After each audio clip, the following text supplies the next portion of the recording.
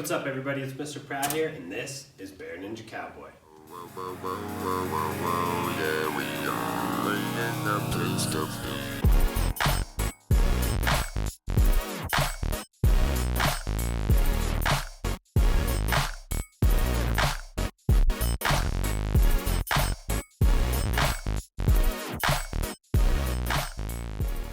So as you know, I'm always bringing you accessible, modifiable, and engaging content for in the gym or at home.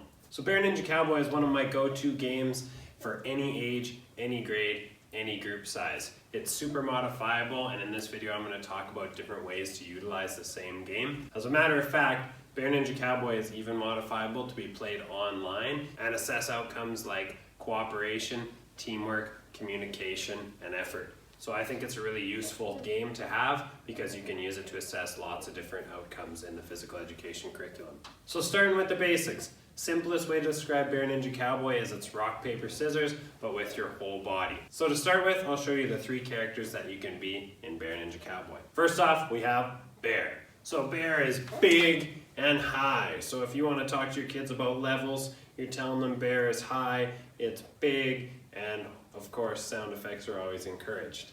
Our second character is the ninja. Ninja's at the medium level, hands are together. Kids can do whatever kind of ninja pose they want, but we're focusing on having them at a medium or mid level. And our final character is the cowboy. Cowboy has guns on the hips and is low. So I am cowboy, down low, my hands are down on my hips. Now it's important to remind students that those levels are important because they can get confused otherwise. We don't want to see any ninjas, we don't want to see any ninjas, and we definitely don't want to see any cow bears. Alright, so it's important to remind students of those variations, working on those levels. It helps them remember the characters, it helps them remember how to position their body, and it'll in the end help you play a smoother game with less arguments between students and participants. Now it's important to note that, as I always say, modify this as you see fit. If you need to change the characters in the game to be more appropriate to your context, of course feel free to do that. I've heard wizards, elves, and giants. I mean, it can be any 3 different characters. They're pretty random to begin with. This is just the way I learned the game. Now, just like in rock, paper, scissors, there's no Spock in this game. So there's not one character that beats all the others. In fact, there's just one character that beats another character. So your bear is going to eat your ninja. I always tell students you can karate chop a bear as much as you want.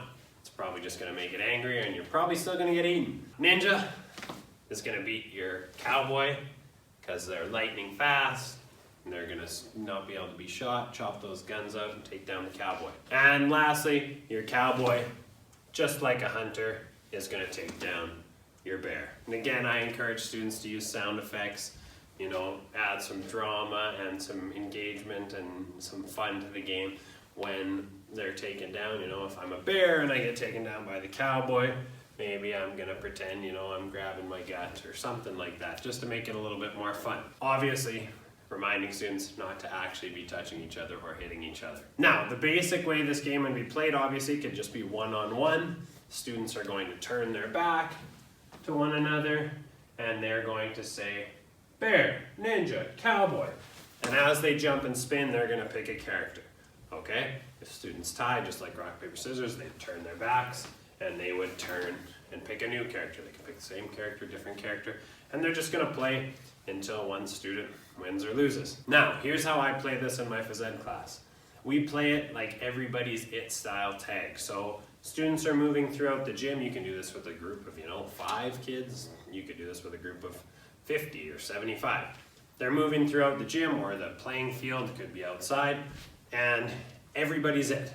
So if I tag someone, they have to sit down. If someone tags me, I have to sit down. It could be anybody. If we tag each other at the same time, that's when we play Bear Ninja Cowboy. So if we tie or we tag each other at the same time, or it's close, or we're having an argument about who tagged who, we're just gonna settle that by playing some Bear Ninja Cowboy. Once we play Bear Ninja Cowboy, if me and the person I was playing against, let's say I was the loser and they beat me, I would sit down and we're gonna play like a revenge style tag. So I sit down and watch the person who beat me while they're still running around the playing field and playing.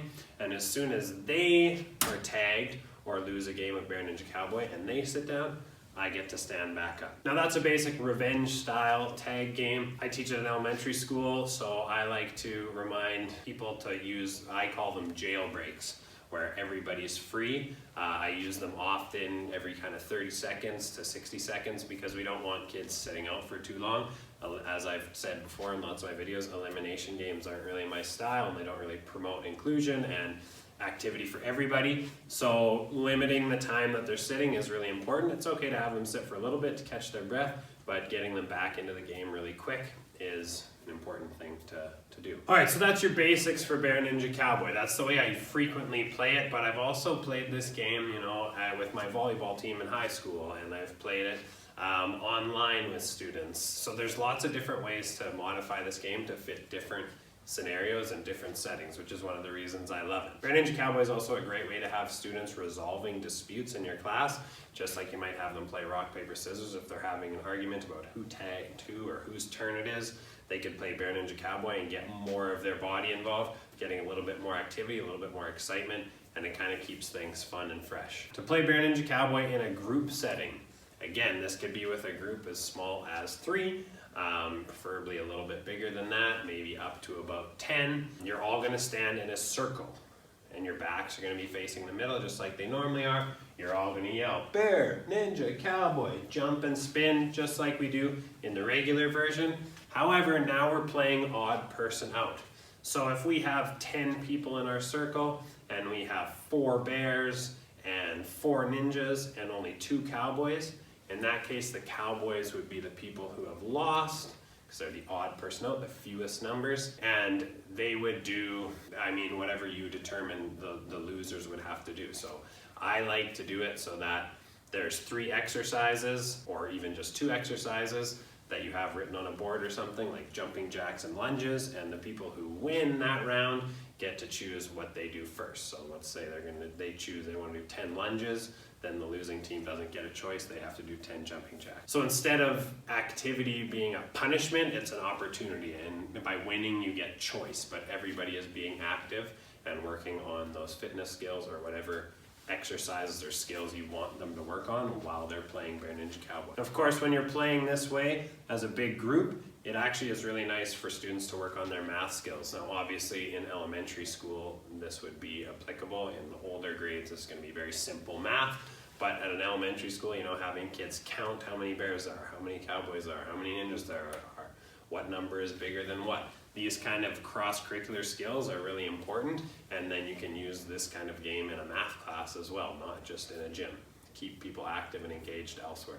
And the final way I like to modify Bear Ninja Cowboy is to work on teamwork and cooperation. And this is the way I would recommend people who are teaching online right now utilize this activity. Now that being said, this is of course a great activity to do on in-person learning as well. So what I do is, depending on the age, I give kids different challenges. So I would say, there's a group of 10. Okay, so you have to have 4 ninjas, 4 bears, and 2 cowboys.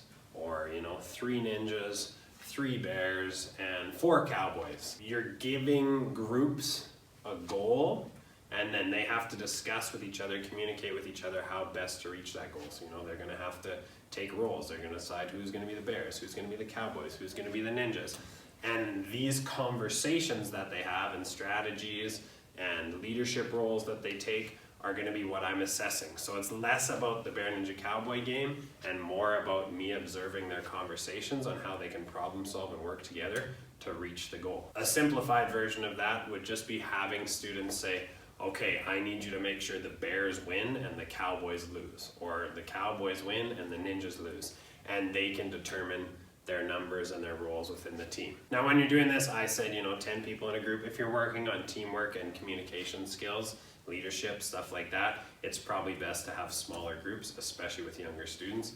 I'd say maybe, try and keep your groups around the 4, 5, 6 range, just because that's when you can best see how kids are accepting roles and communicating with each other within a group. Alright everyone, so that about does it for Bear Ninja Cowboy. As I said earlier in the video, this is really a great game to have kind of in your go-to games or your back pocket or whatever you want to call it. I've tried a lot of different games in my experience as a physical educator, and this is one that's always stuck with me over a decade.